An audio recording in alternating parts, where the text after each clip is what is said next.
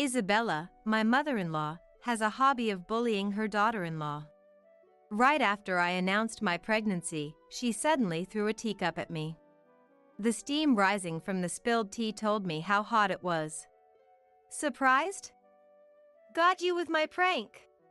She laughed without any remorse, and I felt an anger like never before welling up inside me. If you're going to play nasty pranks, be prepared. My name is Stella. I'm 29 years old, working part-time while being a housewife. I've been married to my husband, Leo, for 4 years, and we haven't had any children yet. We want kids, but it's a gift that we can't control. We're considering visiting a clinic soon. In the meantime, I'm trying to do what I can, like adjusting our diet and making sure to get some exercise.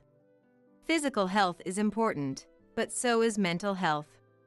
Above all, stress is the enemy. Even though it's part-time, my job is pretty stressful, but quitting isn't an option when we think about our finances. Fortunately, my workplace has a lot of nice people, so I'm lucky in that regard. So, the stress from work is mild and manageable. But unfortunately, there's something incredibly stressful outside of work. That is, my mother-in-law Isabella's presence. In general, many households experience fierce mother-in-law and daughter-in-law battles. Ours is no different. On the day we announced our engagement and went to greet her, Isabella's strong personality was immediately apparent. So, you're the witch stealing my son away? I still remember how my pasted-on smile froze at that moment. She glared up at me. Don't get cocky just because you're marrying Leo. Just so you know, I've known him longer and better than you ever will. Who in the world competes with their daughter-in-law over the length of time they've known their son? Of course, you've known him longer. Of course, you know Leo well, you're his mother. Wow, this woman is obsessed with her son. I was completely fed up. It's better than hating him, but being overly doting is also tough. I half expected her to say something like, I had to give up marrying my own son because we're related by blood. And she actually said it, which really disgusted me. How could I possibly get along with her? There's no way. Moreover, Isabella doesn't want to get along with me, her daughter-in-law. It's only natural, given that Isabella's bullying is pretty intense. Though we don't live together, Isabella lives nearby and frequently visits our apartment. It's a nuisance that she comes without any notice, and as a housewife, she comes whenever she pleases, weekdays or weekends. Of course, I've never received advance notice even once. Naturally, she comes even when Leo and I are at work, and when we're not home, she leaves a lot of complaints on the voicemail. But that's not all. When we're not home, she involves the neighbors. She can't get in because of the auto lock, so she sneaks in with other residents when they enter. Isn't that a crime? But Isabella insists it's our fault for not being home. Even if she gets in, we're not there. So how does she get into the apartment? She causes a scene at the front door. I've been locked out by my strict daughter-in-law. The key won't turn. She shouts until the neighbors come out to see what's going on. There's a strict daughter-in-law in this house. Call the police, she tells them. Unbelievable. When the neighbor's wife told me, your mother-in-law, I nearly fainted. I was so embarrassed, and I felt like crying when I had to apologize to the neighbors for the trouble. Even though Leo scolded her harshly, she didn't learn her lesson. The other day, she used the same trick to get to our front door and shouted, does anyone know where my daughter-in-law went? She's been depressed because she can't have children. I was keeping an eye on her, but she's disappeared. It's really too much to handle. No matter how much Leo and his father David tell her, Isabella doesn't stop her harassment. Frankly, it's not just me she's harassing, it's also affecting her son, but she probably doesn't realize that. Seeing her smirk maliciously at my troubled face is really infuriating. She asked Leo for a spare key, but he refused, of course. It's amazing she thinks she could get a spare key after all the trouble she's caused. She probably thinks that if we gave her a spare key, she wouldn't cause any more trouble. But I could easily imagine how terrible things would get inside the house. Actually, I had already experienced it.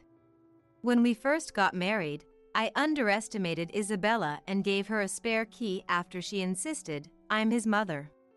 It was a disaster. When I came home from my part-time job, all my belongings were out in front of the door. I was shocked, and when I went inside, I was even more astonished. Pictures of Isabella and young Leo were plastered all over the walls, with photo frames everywhere. The groceries I had bought were used up, my pre-prepared meals were thrown away, and Isabella's cooking filled the refrigerator.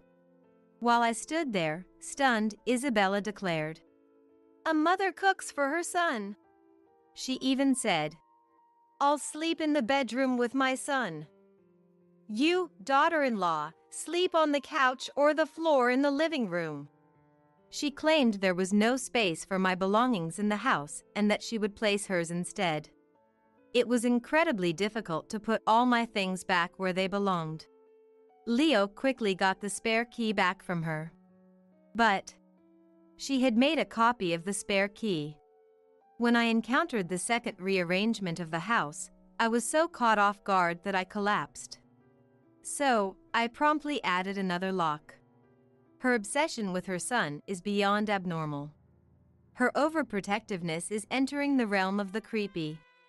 Of course, Leo warns her. After being scolded by her beloved son, she pretends to reflect, only to repeat the same behavior. She doesn't learn at all. Eventually, Leo told her she'd be banned from the house, and she finally calmed down a bit. But just a bit. She stopped involving the neighbors, at least. But Isabella's bullying of her daughter-in-law continues. It's practically a hobby for her. Bullying her daughter-in-law is her life's mission, it's no joke. Once, when I came home from work, I found the mailbox stuffed with container filled with Isabella's homemade food. Please, don't force it in when there's already mail. With a sigh, I took it out and saw that it contained food I hated. She had asked me once what foods I disliked, and I had told her.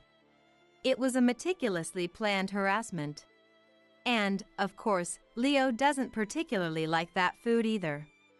Upon closer inspection, I noticed one container was labeled for daughter-in-law and another for Leo. The one for Leo was filled with his favorite dishes. How much time does she have to make multiple side dishes just for harassment? She should find a hobby other than bullying her daughter-in-law. The other day, she left some clothes she bought from a department store. Again, the clothes were the exact opposite of my taste. Who would wear such flashy designs? Wearing something like that would draw attention in all the wrong ways. Leo would definitely say he wouldn't want to walk with me in those clothes.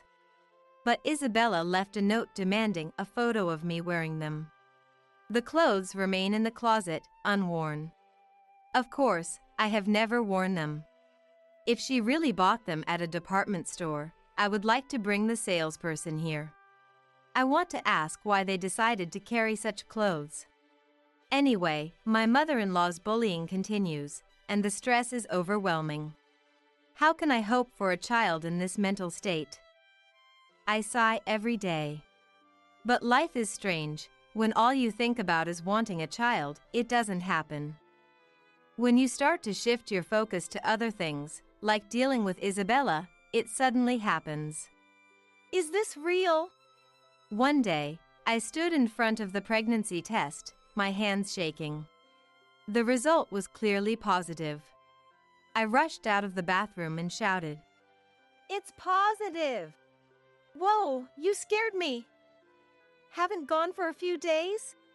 Thanks for the typical misunderstanding. But no, it's positive for pregnancy. I brushed off Leo's usual remark and thrust the test at him. Positive? Yes, positive. Positive, we're having a baby? Yes. Leo probably had strong feelings that we wouldn't be able to have a child. It took him a moment to understand my words. Finally, his mind caught up. Really? Really? Wow, amazing. Thank you, Stella. We did it. We hugged each other, tears streaming down our faces. Now that we had celebrated, the real challenge of pregnancy began. First, I reduced my part-time hours because I shouldn't overexert myself in the early stages. This meant our income decreased, but we had to dip into our savings for necessary expenses. I'll work harder. Leo's enthusiasm was a relief. I'll do the shopping, carry the bags, and Stella, you don't have to lift anything heavier than chopsticks. I'll even cook the meals, he declared. While I appreciated it, it was a bit much. To be clear, the clothes I'm wearing are already heavier than chopsticks, Leo. After I told him not to overdo it, he settled into just helping with what I asked. Thanks to that, we successfully confirmed the gestational sac and heard the heartbeat. Cheers! We celebrated as a couple. Looking at the ultrasound picture we got from the hospital, Leo and I started to discuss. This is where a problem arises. How do we announce the pregnancy to each parent's home? At my parents' home, there are already grandchildren from my brother's family, so it won't be the first grandchild, and they won't be overly excited. So, we decided to tell them in a straightforward manner. The problem is with Leo's side. It's always Leo's side, or rather, Isabella. Normally, with an ordinary mother-in-law, we'd announce it normally, but Isabella isn't ordinary. Still, we have to tell her, right? Yeah. We agreed as a couple. We also agreed that we had no choice. If it were just Isabella, we might consider keeping it quiet, but David is also involved. It would be their first grandchild, and it wouldn't be fair to keep it from him. So, we decided to visit the in-laws' home to announce the pregnancy. We considered just calling like we did with my parents, but since they live nearby, we thought it better to visit in person to avoid any fuss later. When we arrived, Isabella immediately pulled Leo inside, saying, "Oh, Leo! It's been a while. Come in." Of course, I was left alone at the entrance. I hesitated, unsure if I should just walk in, but Leo quickly came back, apologizing. "Sorry, Stella. Mom's strength is like a wrestler's, I couldn't resist." "Come in." Following Leo, David came out and greeted me with an apologetic look. "I'm sorry for Isabella, Stella. She's good at slipping past me." It seemed David had his hands full with Isabella too. In the living room, as soon as Leo and I sat on the two-seater sofa, she squeezed herself between us, saying, "I'll sit here. But this sofa is for 2 people." I quickly stood up, saying, "Ouch, don't push." "What's going on, Mom?" Leo scolded. But Isabella, unapologetic, said, "It's been so long since Leo came home. Mom wants to sit next to you." "Mom." "Isabella, you move," David said in a low, commanding voice, before Leo could say anything. David said in a low, commanding voice, before Leo could say anything. "But honey." "Move." "Okay." Without raising his voice, David's firm tone made even Isabella reluctantly comply. Finally, with the in-laws sitting in front of us, Leo announced the reason for our visit: we were having a baby. "That's wonderful news." David congratulated us with a rare, joyful smile. Seeing normally stoic and reserved David genuinely happy made me happy too. What about Isabella? We both wondered if she would be so overjoyed that she'd say, I'll raise the grandchild myself. Leo probably thought the same. We both braced ourselves for Isabella's reaction. But contrary to our expectations, Isabella remained silent, her head down. We anticipated her saying, "I'll take care of my grandchild," with a delighted face. But her reaction was unexpected. She slowly raised her head. "What?" Isabella was crying. And it was clear they weren't tears of joy. Because Isabella was glaring at me with a fierce expression. "I won't forgive you." "What?" What did she just say? I tilted my head in confusion. Then Isabella shouted, "I won't forgive you." Pregnant? With Leo's child? This woman? You've already taken Leo from me, and now you're having his child? I won't forgive you, never. Leo is mine, and if he has a child, it just means I have more enemies. I've always tried to get rid of you, so why haven't you left? Why haven't you divorced Leo? Why are you having a child? Isabella! Isabella's mouth moved incessantly, glaring at me with a hateful look. If David hadn't stopped her, she would have continued. Called by David, Isabella suddenly seemed to realize something. But until then, she had been glaring at me with a terrifying face. She really scared me. I felt true fear for the first time, seeing her like she was possessed. "Oh, I'm sorry." She apologized hurriedly. But it was too late. My fear didn't go away. I just wanted to leave quickly when she said, "I'll make some tea," and headed to the kitchen. After she left, David looked at us and apologized. "I'm sorry, both of you." "Dad, Mom's behavior is really strange." I agree. I think so too. For Isabella, raising children was her life. I also played a part in this. I wanted her to be a housewife, but as a result, I confined her to a narrow world. David said sadly.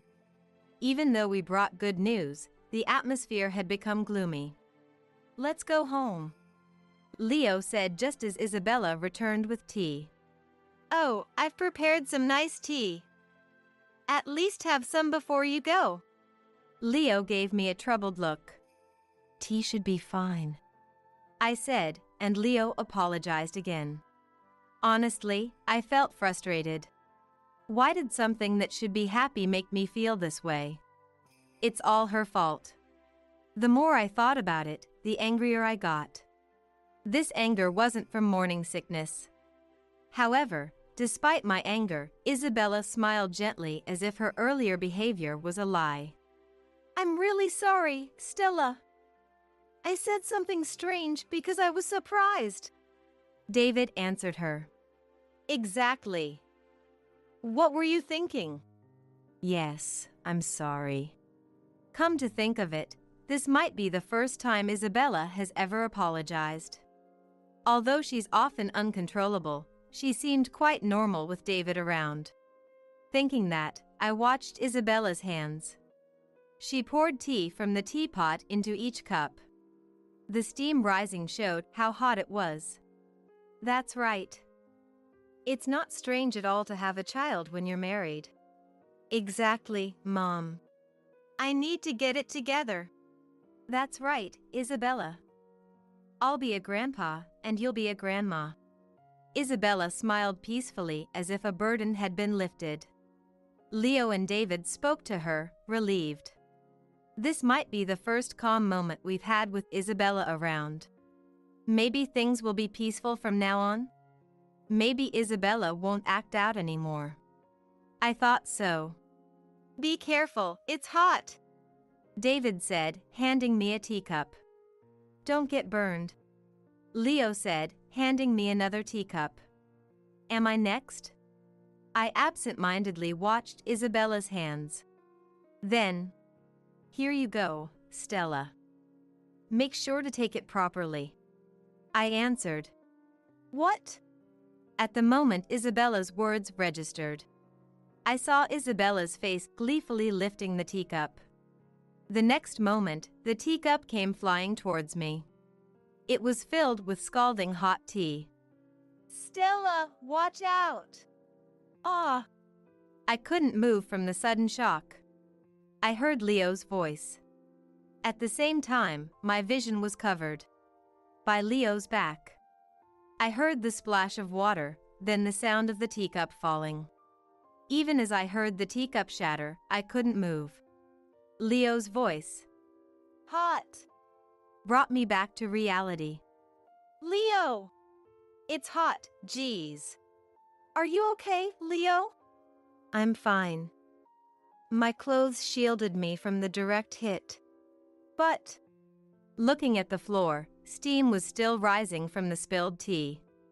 I shuddered to think how hot it was and what would have happened if it had hit my face. what are you doing, Isabella? I shouted, glaring at her. But Isabella looked as stunned as I was. Isabella, you. David's face turned red as he confronted Isabella. Finally, as if waking up, Isabella shouted, "Oh no," and ran to the refrigerator to get some ice. I don't need it. I'll cool it with water. Leo said it was over his clothes, but he must have still felt the heat. He rolled up his sleeve where the tea had splashed and went to the kitchen sink to run cold water over it. As I heard the water running, I glared at Isabella. What were you thinking, Isabella? What do you mean? My hand just slipped. You were definitely aiming for my face. What if it had hit me directly? Since you're okay, it's fine, isn't it? No, it's not. Leo could have been seriously burned. It's your fault for not catching it properly. What? At first, Isabella seemed apologetic, but then she started to justify herself. What? It was just a little prank. It's not that big of a deal. A prank!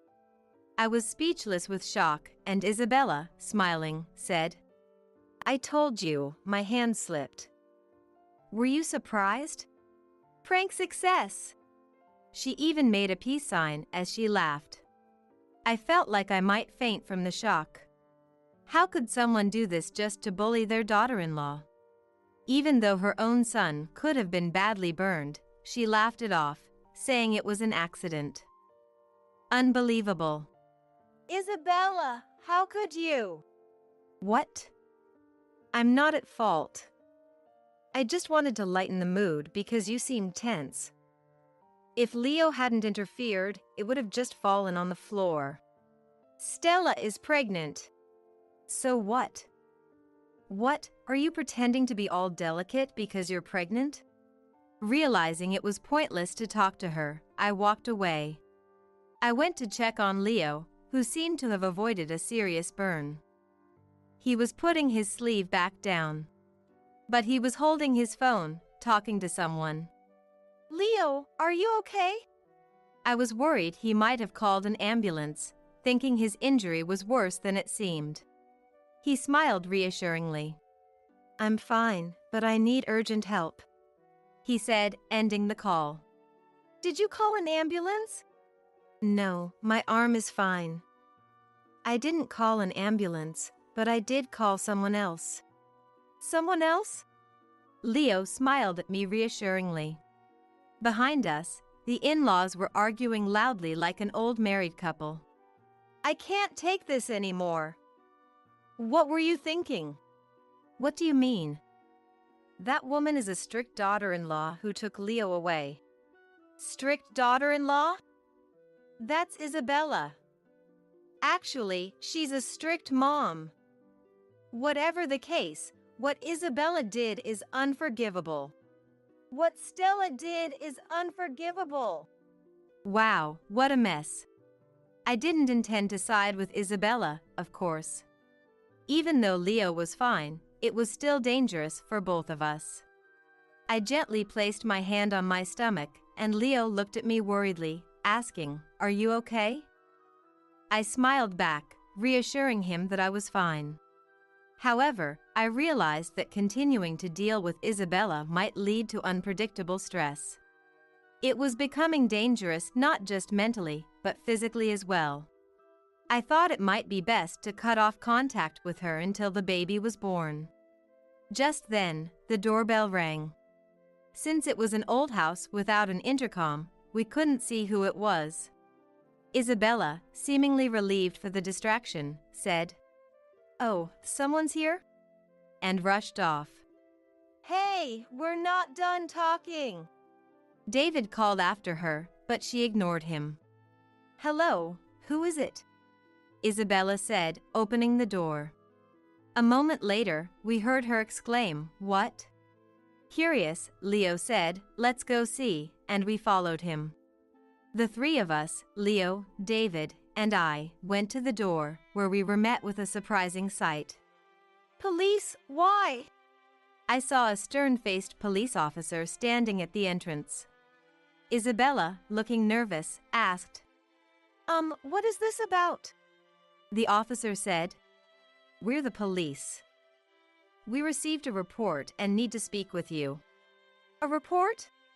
Isabella's face turned pale. "What?" she muttered. The officer continued, "Is it true that this is a case of assault?" Isabella went completely white. "What are you talking about? Admit your guilt, Mom." "I didn't do anything." "Then can I use my burn as evidence?" "What?" Isabella stared at Leo in shock. Leo extended his arm, showing the burn from the hot tea. "Wait, he said he was fine earlier, right?" I started to worry if he had lied, but seeing Leo's expression, I understood. Ah, this is an act. Being married to Leo, I can tell when he's lying. Isabella, despite knowing Leo longer, seemed too panicked to see through it. Well, with a police officer standing in front of her, it's understandable she couldn't think straight. The police officer smiled at Leo's words. "A burn? How did that happen?" "My mom threw a teacup filled with hot tea at me."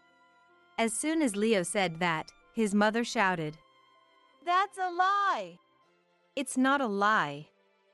The teacup is still scattered in the living room." "I see, this is a case for arrest then. I'll proceed with the arrest." With that, the officer pulled out handcuffs. Wait, is it that easy to arrest someone? I wasn't the only one surprised. Isabella was even more shocked, her face twisted in fear as she confronted Leo. "Leo, are you betraying Mom? After all I've done for you, you traitor. Ungrateful child." Isabella went hysterical, believing her beloved son had betrayed her. But Leo retorted, "You betrayed me first, Mom." And Isabella fell silent. "Why can't you be happy that I found someone I love more than you? Why can't you be happy that I'm having a child? Why would you want me to stand by and watch as you hurt my beloved Stella, and act as if it's okay?" She had no response to her son's words. "I cared about you, Mom. I hated your harassment of Stella and wanted you to stop. I even spoke harshly to you about it. But I always thought it was because you cared about me. Now, I can't forgive you anymore. Leo, if you try to hurt my family, my wife and child, then I will cut ties with you." "What?" Isabella, already pale, turned completely white at Leo's declaration of cutting ties. Her eyes widened, bloodshot, and her lips trembled. "You're joking, right, Leo? Cutting ties, that's too much." "I'm not joking. I will never see you again. You won't meet your grandchild either. That's too cruel." "Which part of this is cruel?" "You won't have to see the daughter-in-law you hate or the grandchild you tried to ruin. You won't have to see me, a son who cherishes his wife and child. No, I don't want that. Anything but that." Isabella screamed and broke down in tears, but Leo's resolve was firm. Seeing the cold look in his eyes, Isabella realized there was no love left between them and retreated inside. "Wait, what about the arrest?" I thought, turning to the police officer, only to see him shaking hands with Leo. "Thanks, Mark. Sorry for the trouble." "It's nothing. Just buy me a drink next time." "Of course. See you later." After saying that, the police officer, or rather Mark, left. What? What just happened?" I stared at Leo in disbelief, and he gave me a mischievous smile. "He's my friend from middle school, Mark. Mom doesn't know my friends from back then." "So, he's a police officer?" "No, he's just an office worker who likes cosplay." "Cosplay?" Cosplay, right. The thing where you dress up as characters from manga or anime. I knew he had a police officer cosplay set from a photo he showed me before. It's nothing like a real police officer's uniform when you look closely. Now that he mentioned it, I remembered. He had worn a jacket to make it less noticeable, but the colors and design were different from the real thing. "He's still single and lives with his parents. When I called, he was home and came right over. It's good to have friends." Leo laughed heartily, like a child who had successfully pulled off a prank. Mom called it a prank, so prank success. Whether Isabella heard or not, she didn't come out of the back room. The true shock came not from the fake police officer, but from her son's declaration of cutting ties. After that, I never saw Isabella again. David had reached his limit with her behavior and pushed her away, leading to their divorce. With some alimony, Isabella started living alone but was reportedly in a daze, having lost her life's purpose, her son. Leo frequently received voicemails from her, begging for forgiveness, but he found it frightening and blocked her number. He seemed determined never to see her again.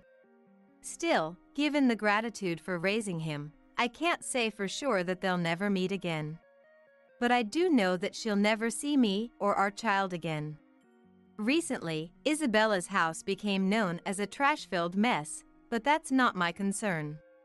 I guess I am a strict daughter-in-law, wishing she would just disappear. A few months later, we had a beautiful baby.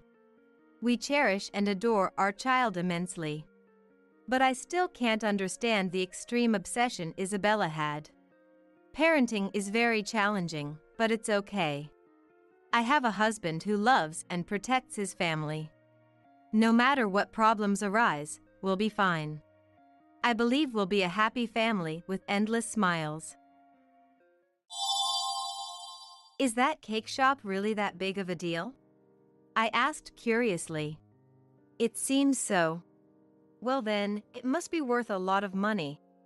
Megan, my mother-in-law, replied with a nasty grin spreading across her face. My husband Brian chuckled in agreement. We've got Dad's will, so now we can live it up in luxury. But doesn't Nicole have a will too? Megan questioned, raising an eyebrow. Brian scoffed, holding up a white envelope. What, this thing about leaving the cake shop to her? It's nothing, we can just toss it out of the envelope.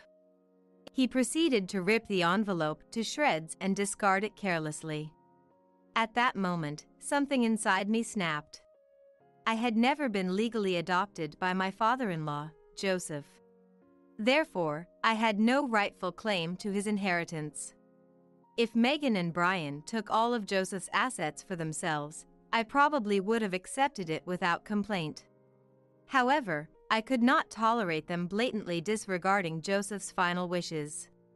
And on top of that, all they cared about was the money. If money was so important to them, then they should just keep treasuring it until the very end. When that money eventually ran out, maybe then they would finally realize the magnitude of what they had lost. I quietly turned my back on the two of them in the living room. My name is Nicole.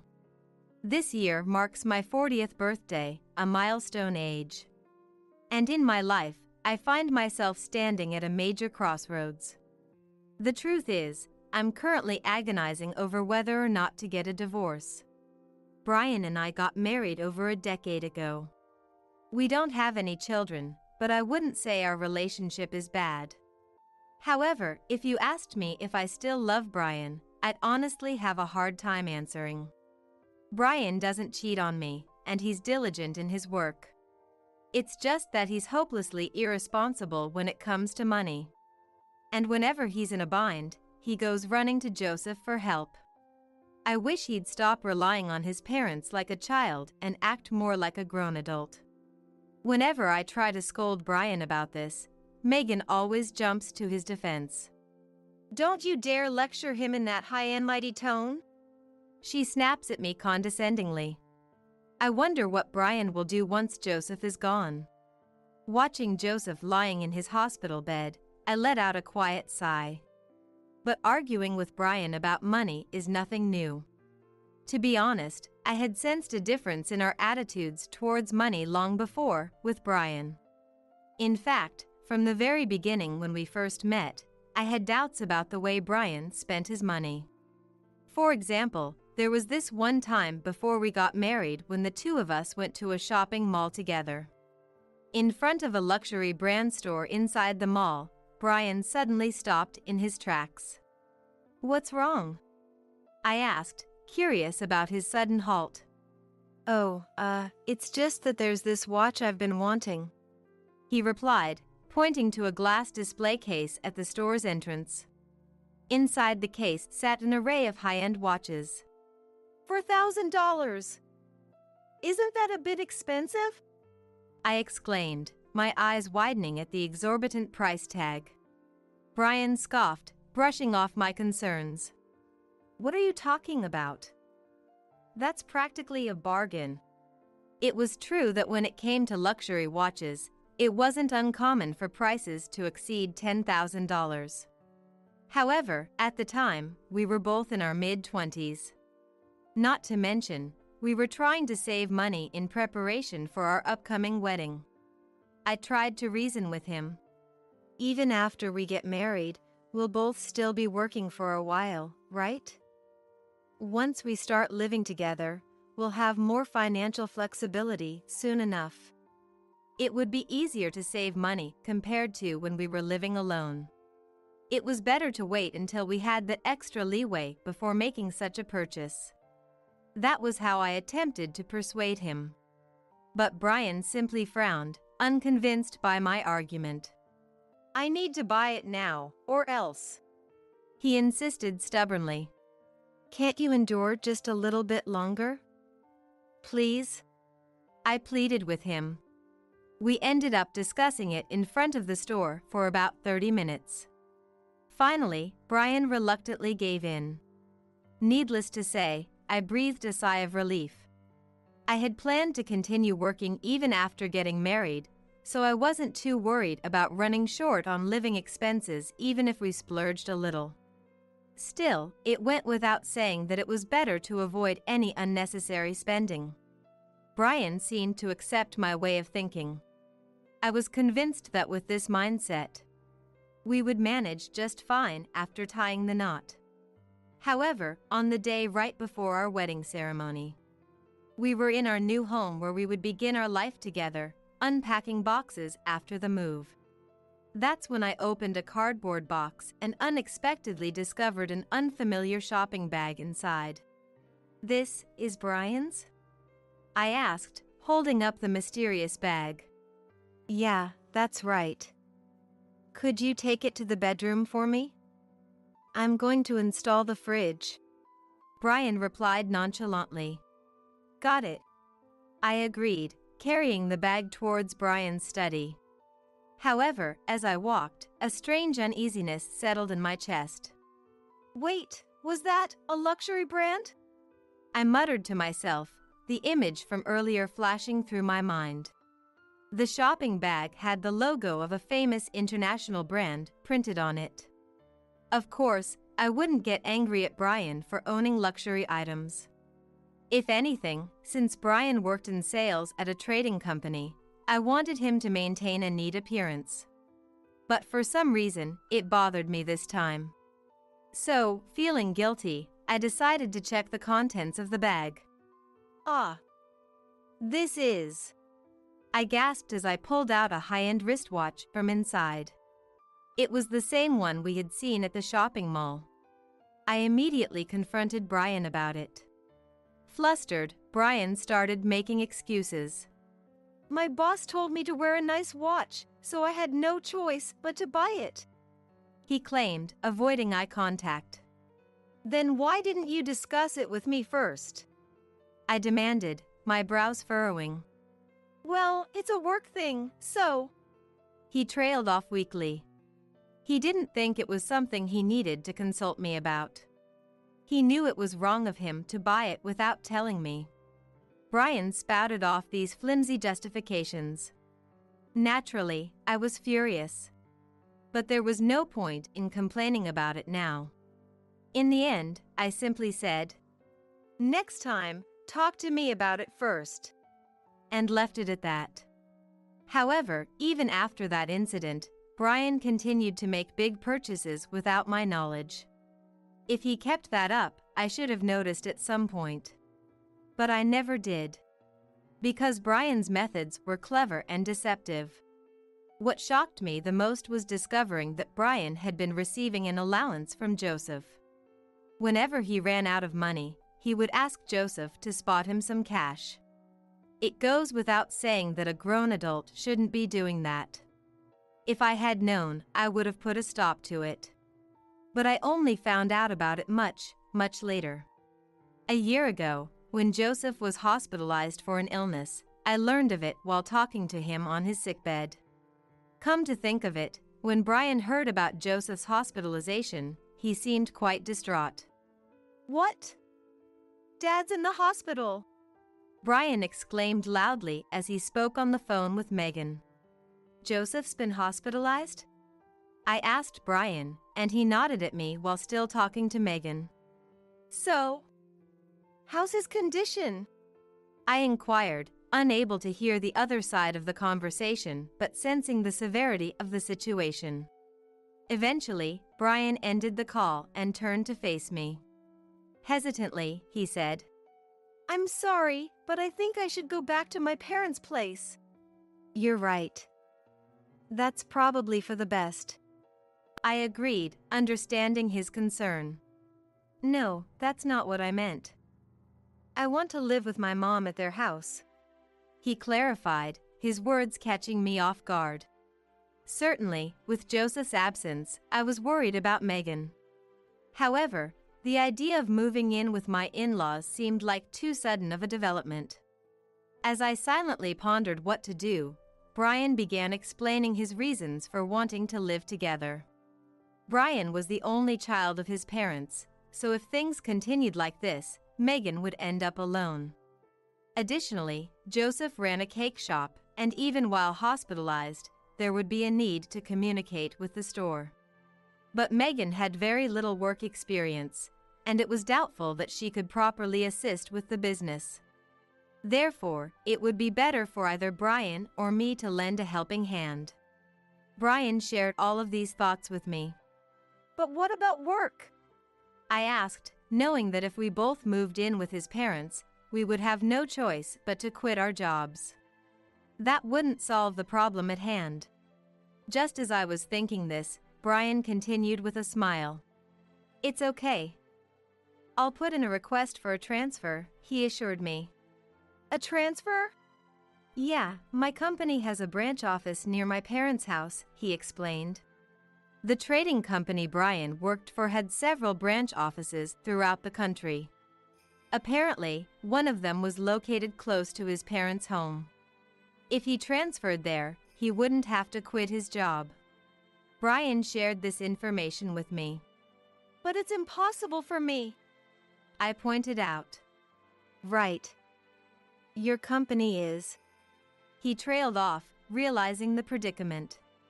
My company only had the headquarters where I currently worked. His parents' house was too far away for me to commute. That being said, Joseph had always been kind to me from the moment we first met. I wanted to repay his kindness before it was too late, and I regretted not doing so. After much contemplation, I made the decision to quit my job. Brian, on the other hand, submitted a transfer request to his company. Fortunately, his transfer to the branch office near his parents' house was approved. Meanwhile, I left my job and began helping out Joseph. That's when Joseph said something unexpected to me. "Nicole, if you're interested, how about becoming an employee at our company?" What? Me? I asked, taken aback by his offer. Yeah, it wouldn't be right to have you work without pay. If you become an employee, I can give you a salary, he explained with a warm smile. It was an offer too good to pass up. I immediately accepted his proposal. Subsequently, I was hired as a mid-career employee at Joseph's cake shop. Megan wasn't too thrilled about the idea, but when I told her I would take care of Joseph, she reluctantly nodded in agreement. And so, I embarked on a new beginning at Joseph's cake shop. Once I started working there, I realized it was an even better workplace than I had imagined. There were talented pastry chefs and many kind-hearted individuals. The cake shop is such a wonderful place. Why didn't you take over the business, Brian? I asked him shortly after I began working there. Logically, Brian should have been the successor. However, he had chosen to work for a trading company instead. Apparently, he had no intention of inheriting the cake shop. It was something we had discussed before getting married, but actually working there made me wonder why he didn't want to take over the store. The cake shop isn't cool at all. It doesn't seem to make much money either, Brian remarked nonchalantly. What? Not cool? Not profitable? I couldn't believe what I was hearing. Yeah, I've been to the store a few times, but there are hardly any customers, he continued, but I couldn't process the rest of his words. In essence, his reasons seemed to be that the shop wasn't stylish enough and didn't appear to be lucrative. I couldn't believe he thought of Joseph's work in such a way. I felt my affection for Brian instantly grow cold. This incident occurred about a year ago. Since then, while discussing work with Joseph, I learned that he had been giving money to Brian. However, Joseph added that it was an old story. When I asked him how long ago it was, Joseph simply laughed. It hasn't happened in the past few years. He probably wanted to impress you since you had just gotten married, Joseph explained with a knowing smile. It seemed that Brian had told Joseph he bought the luxury items to show off to me. Although the stories didn't quite match up, I didn't say anything to avoid burdening Joseph. Some time later, Joseph's condition took a sudden turn for the worse. Gradually, it became difficult for him to even hold a conversation. Amidst all of this, Joseph made a certain request of me. So, could I ask you to do that for me? He inquired, his voice weak but hopeful. I don't mind at all, but are you sure?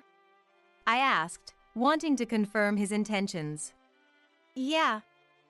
Recently, I've started to understand a lot of things just by the atmosphere, Joseph replied, chuckling contentedly. That was the last proper conversation I had with Joseph. A few days later, he lost the ability to speak. I told Megan and Brian that I wanted them to come visit Joseph. What? Visit him? I'm too busy for that.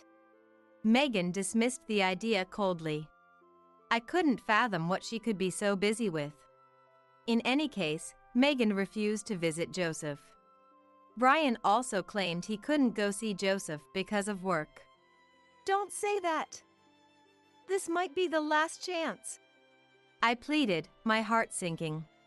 I know, but it's for work, Brian responded with a casual attitude. I was utterly furious. In a situation like this, I could understand why Joseph had made that request to me. I had completely lost patience with Brian. This was something I needed to consider divorce over. I began contemplating the idea of leaving Brian.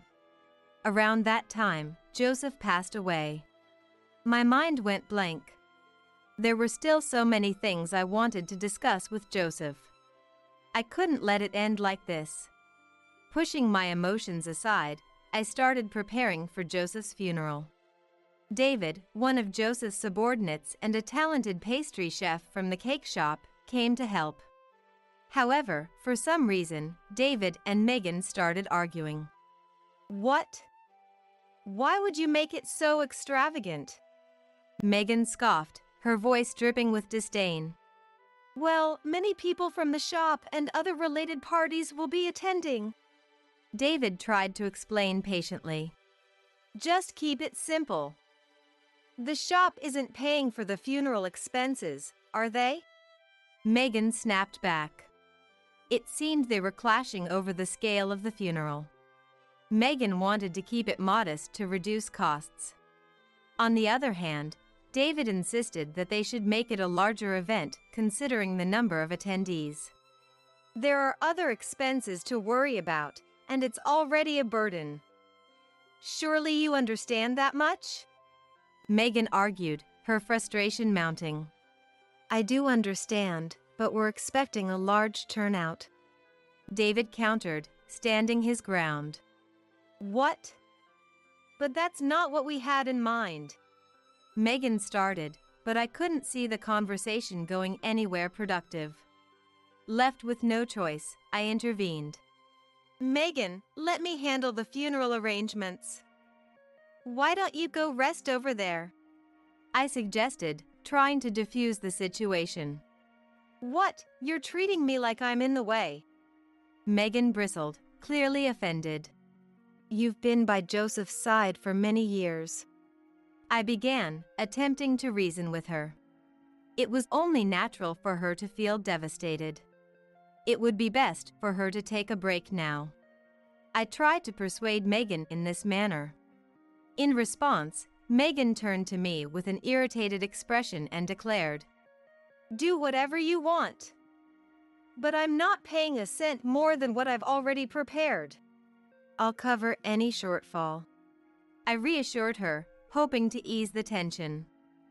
Megan simply snorted in response. Brian, who was standing next to her, tried to calm Megan down while addressing me. Sorry, but can I leave that side of things to you? I'll take care of Mom. It was more convenient for me that way as well. With that in mind, I entrusted Megan to Brian's care. From then on, David and I proceeded with the funeral preparations. Thanks to our efforts, we were able to hold a dignified funeral ceremony. However, the decision to make the funeral a larger affair ended up backfiring. In addition to those related to the cake shop, many other people attended the funeral. Among them were individuals from local businesses and even politicians. Megan and Brian were taken aback by the sight of the attendees. As the funeral drew to a close, Brian approached me with a question. Hey, was Dad actually famous or something? He asked, his brows furrowed in confusion. Joseph was beloved by many people. And of course, the cake shop is well known too. I explained, a sad smile on my lips. I see. I had no idea. Brian murmured, his shoulders slumping slightly. He seemed a bit dejected. Perhaps he had finally realized his father's greatness. If he truly felt that way, maybe I wouldn't need to go through with the divorce after all. With these thoughts swirling in my mind, I mourned the loss of Joseph. The day after the funeral, I headed to the cake shop to retrieve Joseph's belongings.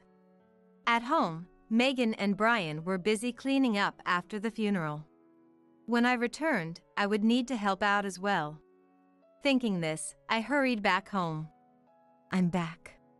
I called out as I entered the house. But there was no response. Wondering what was going on, I made my way to the living room. That's when I overheard Megan and Brian's conversation coming from the room. There were some famous people among the attendees, weren't there? Megan remarked, a hint of surprise in her voice. Yeah, I was shocked to see the department head of one of our major client companies there. Brian replied with a sigh. Meanwhile, Megan continued with a frown. Could it be that the cake shop is actually a big deal? It seems so. Brian agreed, nodding his head. Well then, it must be worth a lot of money. Megan said, a nasty grin spreading across her face. Brian responded with a smile of his own. We've already got Dad's will, so we can live a life of luxury from now on. He declared, a gleam in his eye. But doesn't Nicole have a will too? Megan asked, raising an eyebrow. What, this will about leaving the cake shop to her? This thing, we can just toss it out of the envelope. Brian scoffed, ripping the white envelope he held in his hands and discarding it. In that instant, something inside me snapped. I had never been legally adopted by Joseph. Therefore, I had no rightful claim to his inheritance. If Megan and Brian took all of Joseph's assets for themselves, I probably would have accepted it without complaint. However, I could not tolerate them blatantly disregarding Joseph's final wishes. And on top of that, all they cared about was the money. If money was so important to them, then they should just keep treasuring it until the very end. When that money eventually ran out, maybe then they would finally realize the magnitude of what they had lost. I quietly turned my back on the two of them in the living room. I headed straight to my own room. Making sure not to alert Megan and Brian, I discreetly gathered my belongings. Well, I only packed a few days' worth of clothes into a bag. Then, I placed the pre-filled divorce application and a memo that I had prepared a while ago on the table. This is goodbye, I whispered softly before quietly leaving the house. I made my way directly to a nearby cafe. There, I searched for a short-term apartment rental in the area. Luckily, I found a vacant room just a 10-minute drive away. Judging from what Megan and Brian had discussed, I might have to quit working at the cake shop. Even so, thanks to Joseph, I had some savings. I wouldn't have to worry about making ends meet for the time being. Moreover, the room I found was available for immediate move-in. So, I signed the lease on the spot. The following day, I moved into the apartment I had rented. First, I needed to get Brian to agree to the divorce. My revenge on the two of them would come later. Plus, I had to carry out what Joseph had entrusted me with. Joseph, leave it to me, I murmured, steeling my resolve. I was contemplating the timing of when to go retrieve the rest of my belongings, when I suddenly noticed several missed calls on my smartphone. There were about 30 calls in total from Megan and Brian. The calls were concentrated within the past few hours. I guess they had finally realized I was gone. As I pondered this, my smartphone abruptly started ringing. Hello? I answered the call, my voice cautious. Finally, you picked up. Where are you, Nicole? Brian's loud voice made me wince instinctively. He continued firing off questions without pause. You didn't come home last night, did you? Where are you and what are you doing? It doesn't matter where I am or what I'm doing. We're getting a divorce, after all, I replied curtly. What? A divorce? Brian sounded genuinely shocked. That's right. I left a memo saying I wanted a divorce, remember? I placed it on the table along with the divorce application. I explained, my tone matter of fact. I could hear the sound of him rushing around on the other end of the line. Before long, Brian's high-pitched voice rang out in disbelief. What the hell is this? It's exactly what it looks like. I've had enough of you only caring about money, I stated bluntly. I'm not. It's not like that. Brian stammered, trying to make excuses. However, he was mumbling and I couldn't quite make out his words. What?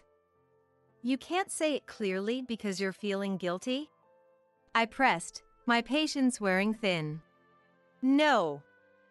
What about you, huh? He retorted, his voice growing defensive. What about me? I shot back, my brows furrowing. Brian's breathing grew heavier as he continued accusingly. You're saying all this, but you actually went to your lover's place, didn't you? Huh? What are you talking about? I asked incredulously. It has to be true. You suddenly left the house, and normally there's nowhere else for you to go. Brian's voice rose in anger. I sighed heavily before responding. Sorry to disappoint, but I'm actually at a short-term apartment rental right now. I can't believe this. When you came here, you quit your job, so you shouldn't have any money. He exclaimed in disbelief. I was helping out at Joseph's cake shop. I countered, my frustration mounting. Both Brian and Megan were well aware that I had been assisting at Joseph's cake shop. In fact, it felt more like they had dumped the responsibility on me. Moreover, Megan had even made me take care of Joseph's nursing needs. What? Were you getting an allowance from Dad or something? Brian asked snidely. That was you, not me. I nearly blurted out those words in a burst of sarcasm. But now was not the time for such quips. I took a deep breath before continuing. I was hired as an employee there. What did you say? You've got to be kidding me. Brian scoffed, his tone dripping with skepticism. It's not a joke. Joseph was kind enough to look out for me, I asserted, my voice growing firm. Joseph had mentioned how he couldn't bear to burden his son's wife on top of being neglected by his own wife and biological son. In any case, Brian should have been able to understand that I had my own money now. Brian seemed to have lost his ability to persuade me the moment he realized I had my own money.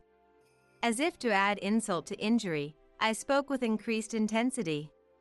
Anyway, I want to divorce you, Brian. Are you going to sign the divorce papers or not? Which is it? No, this whole divorce thing. He trailed off, his resistance weakening. I'm not going to listen to anything you have to say unless you agree to sign the divorce papers, I declared firmly, leaving no room for argument. Brian let out a frustrated sigh before muttering something under his breath. Then, he raised his voice louder than before. Fine. I'll give you the divorce. I just recorded you saying that. I informed him, a hint of triumph in my tone. I'll sign the damn divorce papers, so just come back home. We can't move forward with the inheritance discussions without you here. Brian finally blurted out his true intentions. However, there was one thing Brian had failed to realize. By saying that, he had inadvertently revealed the existence of a will from Joseph addressed to me. I'll say it again, but I'm not Joseph's biological daughter. Therefore, I'm not an heir to his estate. In other words, if the only purpose was to discuss the inheritance, there was absolutely no need for me to be present. Rather, the fact that they couldn't proceed without me implied that I was somehow involved in the inheritance process. He really is an idiot. I let out a quiet sigh. In any case, I had obtained proof that he would agree to the divorce. Moreover, Brian had no idea what consequences he would face. At best, he would come to regret his own words. A slight smile played on my lips at the thought.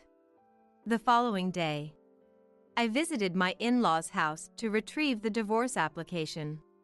Inside, I found Megan, Brian, and an unfamiliar man in a suit. According to Brian, the man was a lawyer. Apparently, they had called him over to discuss the inheritance matters. "If we're going to talk about the divorce, this is perfect timing," Brian remarked, a smug expression on his face. I had intended to hire my own lawyer. But in a way, this worked out conveniently. "Well then, would you mind handling my divorce case as well, while you're at it?" I asked the lawyer, my tone polite but firm. "Yes, that won't be a problem." The lawyer nodded with a smile. And so, the discussion about Joseph's inheritance began. Joseph's estate consisted of cash, securities, a house, and land. However, it seemed that Megan and Brian were the only heirs. If that were the case, there would be no need for further discussion. Normally, that would be true, but Megan and Brian had been entrusted with a will from Joseph addressed to me.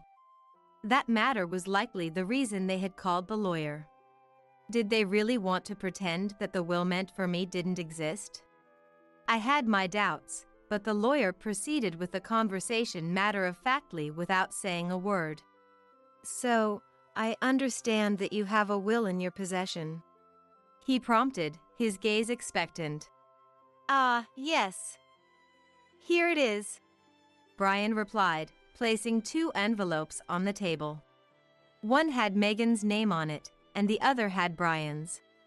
The will addressed to me, which they had mentioned in that earlier conversation, was nowhere to be seen. It was to be expected, but I couldn't help feeling bitterly frustrated. "Have you seen the contents?" The lawyer inquired, turning the envelopes over in his hands. "Well, the seals weren't intact, so—" Brian trailed off, his expression slightly guilty. "I see. Let me verify the contents then," the lawyer stated, proceeding to open the envelope addressed to Megan first. Inside was a single slip of paper. "To you, I bequeath the house and land," it read, without specifying to whom it was addressed. However, Joseph's signature was clearly present.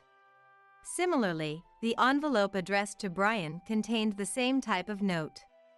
This one mentioned leaving the cash and securities to him, and it also bore Joseph's signature. "Oh, there's one more sheet here," the lawyer remarked, noticing an additional document. It stated the following: "Entrusting the cake shop to—" He read aloud, his brow furrowing slightly. "Yes. My father ran a cake shop," Brian explained, his tone casual. "So, you will be inheriting the shop." "I see.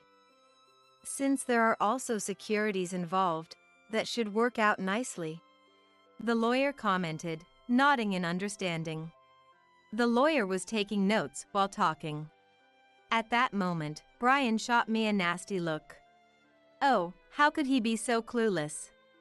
I had overheard their conversation. So I knew that this will was originally intended for me. But Brian didn't know I had heard them, so he just had to sit tight. If he did anything unnecessary, he would only make me suspicious. He couldn't hide his feeling of triumph. I sighed quietly to myself. For now, I pretended not to know anything and kept the conversation going. In the end, the inheritance was divided as per the will, and both of them inherited all of Joseph's assets. Also, Brian seemed quite inflated with pride because he got the inheritance as he had hoped. He easily agreed to the alimony I proposed for the divorce. Furthermore, he signed the divorce papers right there. Here, is this good enough? "Yes, it is." After the lawyer confirmed everything, I nodded deeply. Then, after the lawyer left, I said goodbye to Megan and Brian. "Well, thank you for everything all these years." "Well, we only lived together for about a year, but the marriage lasted a long time, didn't it?" Megan said with a nasty smile. She was probably very happy to finally kick me out. "Yes, over 10 years. So, what are you going to do now?" "Yes, I'll continue working. I have a lot to do." As soon as I said that, Megan looked surprised.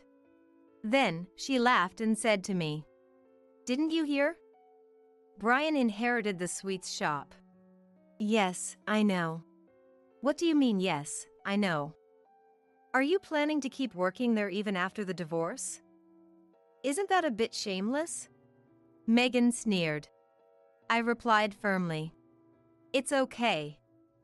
My job isn't there." "What? Not there?" Joseph also ran a confectionery company. Megan and Brian were surprised by my words. Actually, Joseph had run two businesses. One was the old sweets shop that Megan and Brian knew. And the other was a confectionery company, a factory that produced sweets. It had a big factory in the area with a considerable number of employees. Moreover, recently, Joseph had been focusing on the confectionery company, and David was mainly running the sweets shop. I was hired by the confectionery company. So, even if Brian inherited the sweets shop, it didn't matter to me. When I told them this, Brian's face turned red, and he started shouting, "What the hell? That's mine too." "Sorry, but it's not." "Why not?"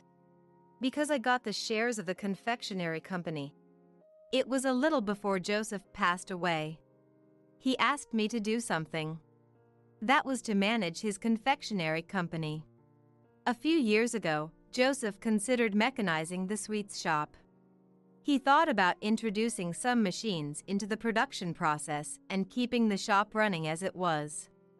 But David advised him that if he was going to partially mechanize, it would be better to develop new products that could be fully machine-produced. So, Joseph started another confectionery company. He separated the machine-producible products from the others, creating different products for the confectionery company and the shop. This strategy turned out to be a huge hit.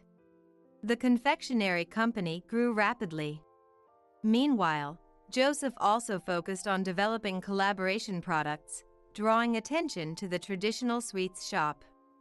As a result, Joseph's businesses became highly regarded in the local community. But you two didn't care at all. That's why Joseph left it to me. Why you? Megan started to get red-faced with anger. If you had visited Joseph in the hospital, maybe you would have left the company to you.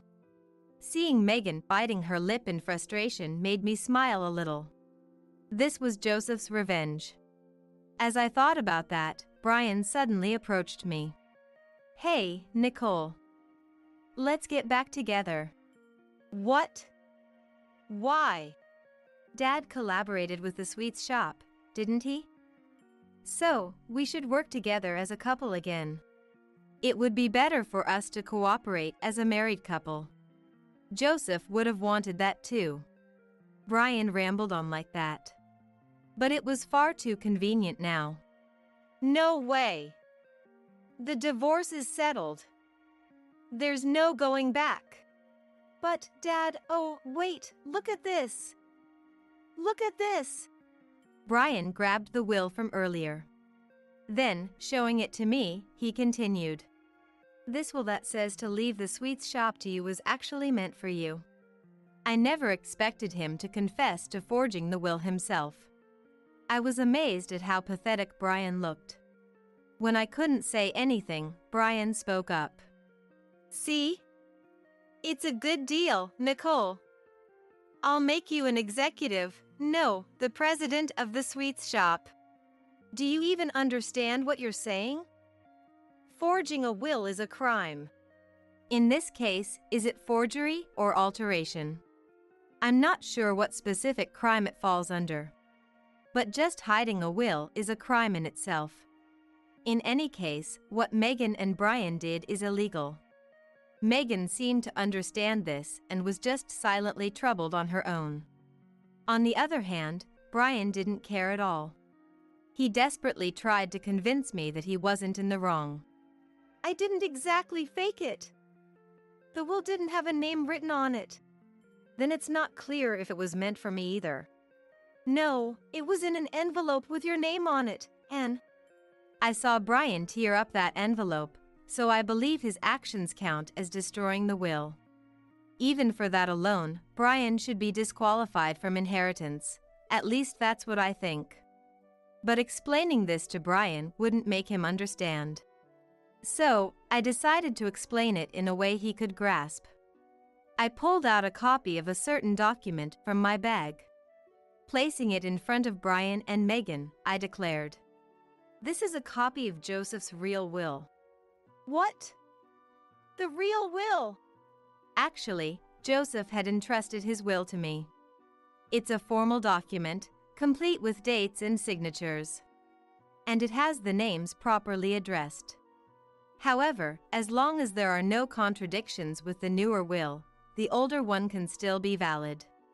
The only contradiction with the will I have is about the sweets shop. In my will, it's written like this: "The sweets shop is bequeathed to David." I'll contact the lawyer from earlier about this. What? Then why did Dad leave this one? Brian clutched the supposed will intended for me. I sighed and explained the truth to him. That's not the sweets shop, but our company. If Brian had visited Joseph in the hospital, Joseph would have told him the truth. He would know that Joseph owned both the sweets shop and the confectionery company and was now focusing on the confectionery company. If he understood that, he could have figured out whether he was to be entrusted with the sweets shop or our company. He could have known what Joseph wanted to ask of him and could have advised Joseph right there. But in the end, neither of them visited Joseph. Naturally, Joseph gave up on them at some point. And before he passed, he transferred the confectionery company shares to me. Paying the taxes will be tough, but I'll do my best for Joseph. Wait a minute. So, I get nothing? That's right, you both might be disqualified from the inheritance. I responded with a smile. I didn't mind at all. Besides, Joseph had already outlined what to do if they couldn't inherit. Wait, does that mean we won't get the house or land either? Megan asked, trembling. I answered with a smile. Exactly. The house, land, and all the cash are to be donated. No way! Megan collapsed in tears on the spot. Brian was already in a state of shock. He couldn't say anything, just let out a dry laugh. Ignoring them, I called the lawyer. After that, I informed the lawyer about the other will. I also reported that Megan and Brian tried to take my share of the will. I don't know what happened next. I left everything to the lawyer. All I know is that David inherited the sweets shop. And from what the lawyer told me, the house, land, and cash were all donated. Apparently, Brian ran out of money and said he couldn't pay me the alimony. So, it seems certain. In the end, Brian took a part-time job to pay the alimony. When I asked about his job, he said he quit, thinking he'd get the sweets shop. I was truly astounded by him. Why did I marry such a man? I don't understand now. Anyway, I'm glad I got divorced. Megan and Brian are now working part-time at the local factory. Meanwhile, I'm busy with the confectionery company. I can't take Joseph's company lightly. I work seriously every day. But even in my busy days, there's joy. Yeah. Today's batch is good. I taste a freshly made cookie from the factory. A gentle sweetness spreads in my mouth. It's an old-fashioned cookie. Joseph, I'll protect this flavor. I thought I'd visit Joseph's grave on my next day off. Just then, the cookie bag fell off the desk. It felt like a breeze blew through the closed office.